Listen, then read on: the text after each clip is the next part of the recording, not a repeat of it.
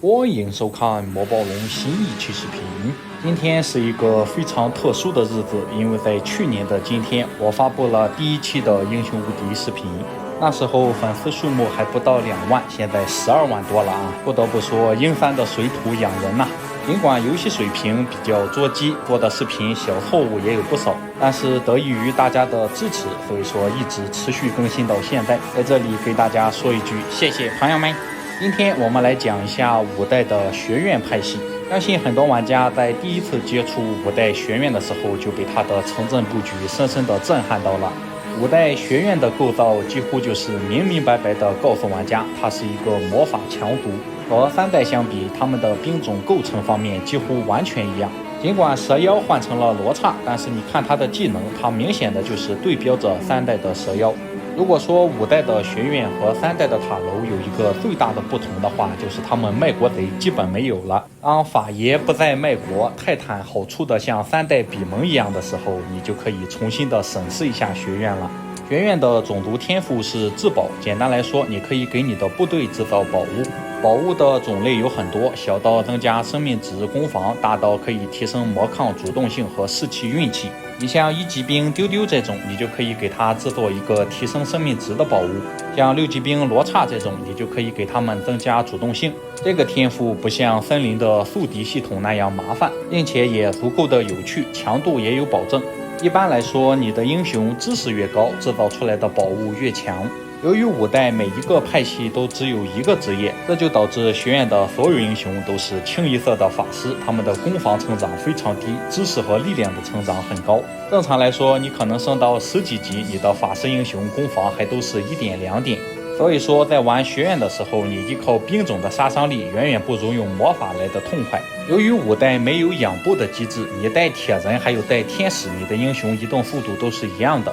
像学院的石像鬼和食人这种，他们比较肉，所以说活的时间很长，活得久，你的英雄释放魔法的机会就越多。作为一个传统的魔法强族，几乎每一代学院都有图书馆，运气好的话，就像这局一样，4系魔法都能见到。总而言之，5代的学院几乎是继承了3代塔楼的所有优点，一些小缺点也得以克服。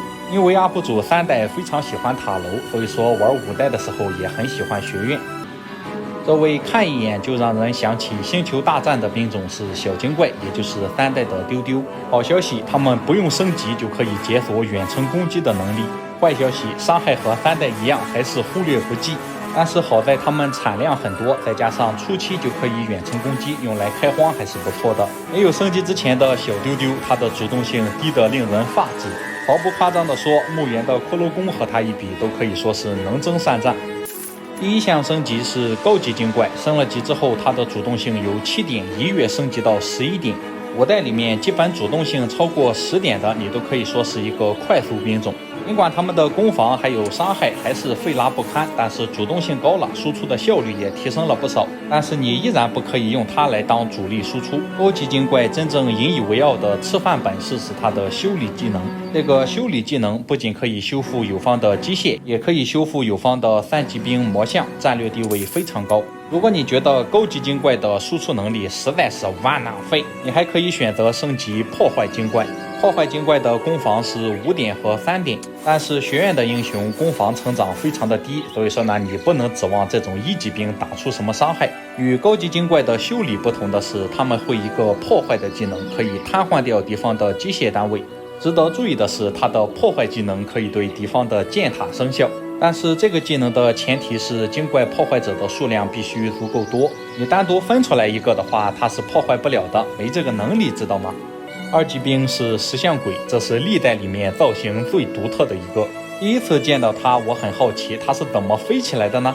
后来才发现人家的翅膀长在后面呀。由于造型过于方正，因此人送外号绿豆糕。没升级之前实在没什么好说的，杀伤力居然还不如丢丢。魔法免疫方面也只免疫气系魔法。第一项升级是黑曜石像怪，人称黑豆糕。尽管看上去像一个小石墩子，但是人家速度有7点。升了级之后，除了免疫气系魔法之外，它还免疫火系和水系魔法，属于魔免，但是不完全魔免。3代的金龙直呼内行。这种兵种在决战当中只有一个任务，就是好好的活着。只只要他活的时间足够长，你的英雄用的魔法就越多。这就是一些魔法派系里面有肉盾兵种的意义。如果你不满足好好活着，还想整一点大新闻的话，建议升级元素石像怪，人称黄豆高。这个兵种没有黑豆高那种魔法免疫，取而代之的是他受到这些伤害会增加50%，这是一个光环效果，相邻的部队也会受到50%的额外伤害。是不是想骂一句，骂的真他没出息，没出些东西啊，弯呐废？其实它真正的作用是去贴敌方的部队，7点速度外加11点主动性，想贴一下敌方的部队还是很简单的。大家一定要注意，这个黄豆高在布阵的时候，千万不能让它有相邻的友军。这个兵种怎么说呢？花里胡哨，玩不好就出事儿。图省心的话，还是老老实实升级黑豆高吧。其实它的光环如果不对自己生效的话，还是可堪一用。让这样一个原本活着就好的兵种去打冲锋打输出，不得不说是有一点过于强人所难。单骑兵是魔像，看着他拿了2把刀，输出好像很爆炸的样子，但实际情况是魔像也非常依赖升级。没有升级之前，腿脚着实不利索，速度只有4点，主动性也只有7点，属于是拿主动性宝物都救不回来的那种。除了走得慢之外，它甚至还不肉。你很难想象一个以肉著称的兵种居然只有18点生命值。技能方面，除了50%的魔防之外，它还有一个免疫减速的技能。怎么说呢？属实是有点过于抬举自己了。闲着没事，谁给他套减速呀？第一个升级是钢魔像，一个几乎没有出场率的兵种。尽管它的属性你看上去不错，但是呢，速度和主动性没有任何的起色。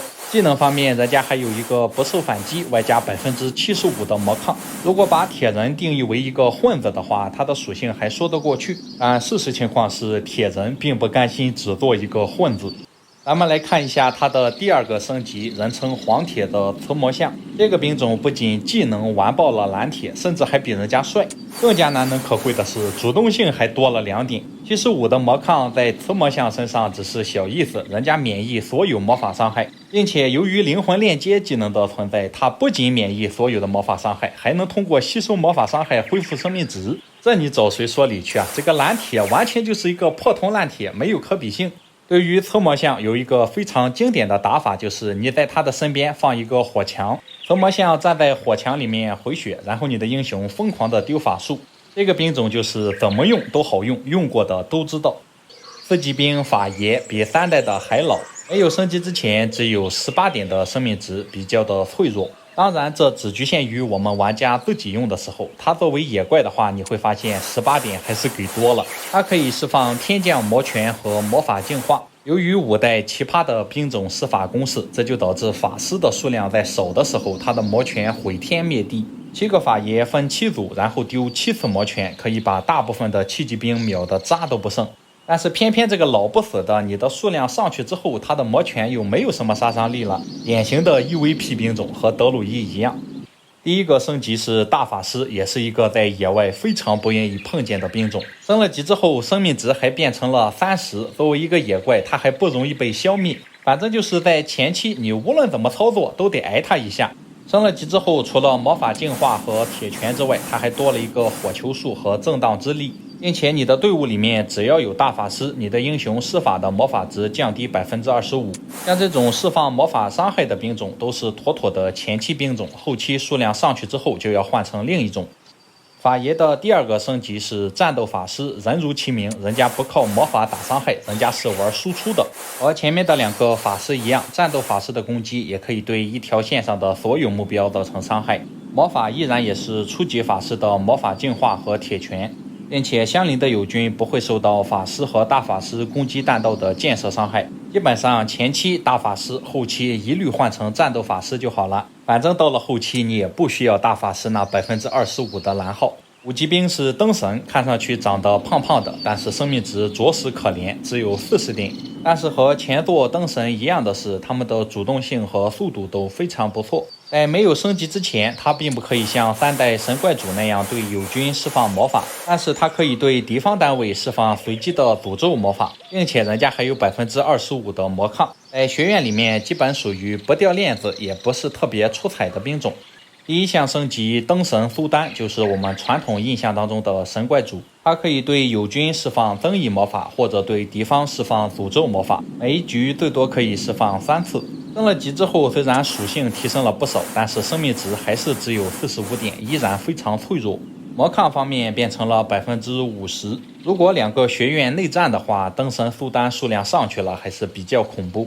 这时候灯神元老表示我更恐怖，大家要注意一下，他头像上面的2个圆东西不是他的眼睛，他对气系魔法免疫，并且有75%的魔抗，生命值也是来到了50点。如果你不想像神怪主那样花里胡哨的释放魔法的话，升级灯神元老准没错。他虽然不能释放法术，但是他可以释放幸运轮盘，一场战斗最多可以释放3次。如果是友军的话，随机提升1到3点的幸运，如果是敌人就是降低。如果新手不知道怎么升级的话，那就2个都要，或者说哪个帅你升级哪个，用的次数多了，你就自然而然的知道哪个兵种更适合你的游戏风格。6级兵是罗刹，他顶了原版3代塔楼里面蛇妖的缺，他们和蛇妖的定位差不多，都是走的不是很快，但是属性非常扎实，而且还有一个不受反击。罗刹在没有升级之前，妥妥的白板战士，除了有一个不受反击之外，就是一个纯白板。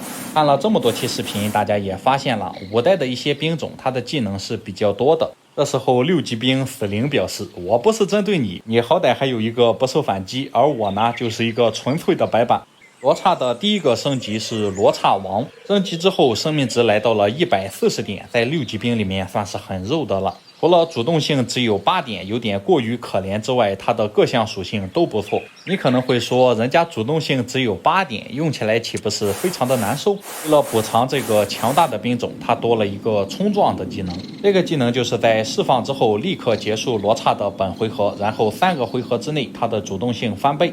一开就是16点主动性，外加不受反击，谁用谁知道。当我们在玩游戏的时候，经常会思考一些问题，那就是如果让3代的黑旗骑上古龙，3代的牛头骑上蝎狮会怎么样呢？这种如虎添翼的想法在罗刹帝这里得到了体现。单看属性的话，它基本是全方位的高于罗刹王，并且它依然有冲撞的技能。同样的，它的主动性也可以轻松的加倍，高主动性高输出，如果再加一个还击，效果怎么样呢？它的旋风技能和3头犬的差不多，只不过范围更加的广，有6个。但是取而代之的是罗刹帝的不受反击技能没有了，所以说和罗刹王相比也不是完全的完爆。小时候第一次看到5代的巨人，我心里由衷的感到，这他妈才是巨人呀！对比一下建筑条件的话，5代的小巨人真的是非常好出，因为4级兵、5级兵和6级兵都不像3代塔楼那样卖国了。小巨人在没有升级之前，他的杀伤力非常的高，攻防也不错。但是作为巨人一族的企业文化，没有升级之前，他们是不会远程攻击的。3代的巨人虽然很好建设，但是升级成泰坦巨人需要的资源非常的多。5代的巨人则是完全没有这样的烦恼，它不仅建设非常简单，升级也并不难。学院里面真正难出的反而是罗刹，升级之后，泰坦终于如愿以偿地解锁了远程攻击。除了远程攻击、不受近战惩罚、免疫心智魔法这些保留曲目之外，它还多了一个召唤闪电的技能。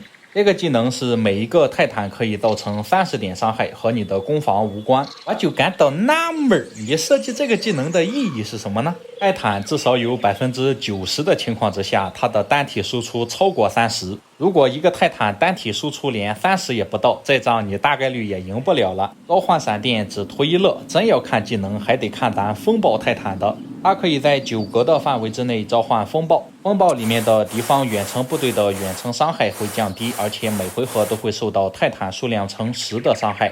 由于黑泰坦和白泰坦除了技能不同之外，属性完全一样。如果你对泰坦能够打出30点伤害有足够的信心的话，你还是升级白泰坦吧。最后再补充一点，这个泰坦虽然看上去极其雄壮，而且长得很高，但是它的生命值在升了级的7级兵里面基本就是最脆的。为什么说是基本呢？因为7级兵里面还有一个生物叫古龙。最后我们来看一下学院的英雄，首先是加里布。小时候在玩的时候，我一直以为他是张着嘴的。他的特长比较好理解，就是你的英雄等级越高，你的魔镜反射的概率越高。看这个样子就知道是一个后期英雄，毕竟前期也没有人会用魔镜，更何况他的特长也是和等级挂钩的，等级越高他越厉害。小时候玩了很久，我才发现他不是张着嘴，红色的是他的胡子。第二位是法伊兹，除了初级至宝术之外，人家开局还有一个黑暗魔法。这个英雄就看个人喜好了，反正UP主是非常不喜欢在一些小魔法里面大做文章的英雄。他的特长简单介绍，就是在释放破甲弱化的时候，还可以对目标造成伤害，伤害的数值是英雄的等级乘10。接下来是学院里面的最强后期霍纳，他不仅在学院里面可以称得上是最强后期，放在所有英雄里面也可以排到前3。他的特长就是每升1级可以提升你英雄 0.5% 的主动性。由于5代本来就有技能可以降低你法师英雄释放魔法的间隔，再加上霍拉的特长，到了后期可以轻松的比敌方的英雄多释放好几次魔法。接下来这位是努尔，他的特长叫神秘术，效果和3代的也差不多，就是在每场战斗开始之前，你的英雄可以恢复相应的魔法值。你要论后期呢，他也不如霍纳；你论前期开荒呢，他也不如我们后面讲的丢丢特。所以说努尔上线也就是一个普普通通的将领。这位是5代的法师特纳克西斯，我就一直在好奇，怎么5代就没有一个石像鬼特呢？这些兵种特一般都没什么好说的，都是每升2级提升他特长的兵种1点攻防。如果你低难度开局的话，他开局带了一个法爷，开荒的效率还是很高的。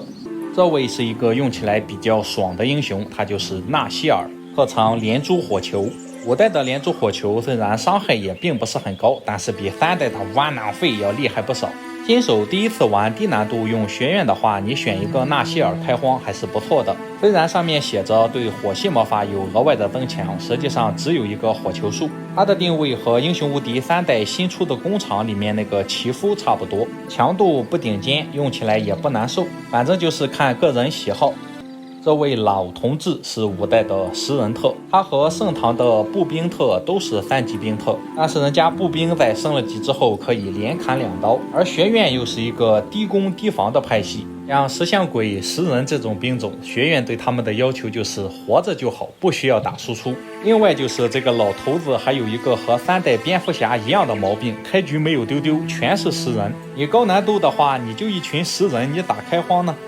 最后一位是学院的最强开荒哈维兹，这个英雄用一句话概括就是丢丢还他妈特长，颇具浪漫主义气质啊。另外就是5代的战争机械学很强，开局如果带着的话都是不错的。他在前期开荒的表现就和3代工厂族里面的汉雷埃塔差不多，属于人狠话不多型，不需要怎么介绍，他就是很厉害。这期视频做完，下期视频咱们更新堡垒，一个低级兵的平均身高不是很高的派系。那么还是定个小目标，点赞加投币超过1万，下期视频不会等太久。谢谢朋友们。